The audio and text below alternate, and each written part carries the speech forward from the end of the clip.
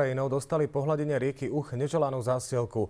Voda do obce priplavila stovky až tisícky prázdnych plastových fliaš a obalov. Problém už trvá niekoľko rokov. Jeho riešenie zdá sa v nedohľadne. Na hladine rieky Uch väčšinou púta pozornosť nelegálne pašovaný tovar z Ukrajiny. V týchto dňoch sú to ale takéto haldy plastových fliaš. Rôzne bandásky alebo obaly od olejov a rôznych iných látok, ktoré sú prakticky pre naše životné prostredie nebezpečné, ako chápané ako nebezpečný odpad.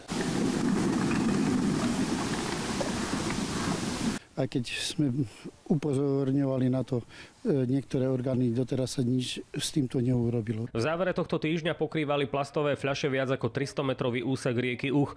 Obrovské množstvo plastového odpadu z Ukrajiny sa na Slovensko doplaví každoročne, a to aj viackrát do roka. Tá pôda, keď je oka skladky, buď to hádžu rovno do brehu Uhu. Nevyžiadané plastové zásielky z Ukrajiny sa tunajším ľuďom a ani samosprávam nepáčia. Argumentujú nás rôzne tu na agentúry rôznymi dotazníkmi, ktoré aby sme vyplňovali a separovali zber, ale až nám príde takáto zasielka ako teraz, tak sme úplne bezmocní. Problém s plastovými fľašami mali vyriešiť financie z európskych fondov, o ktoré ešte v roku 2009 žiadala maďarská strana v rámci cezhraničnej spolupráce. Žiaľ, projekt neúspel a neboli mu pridelené finančné prostriedky.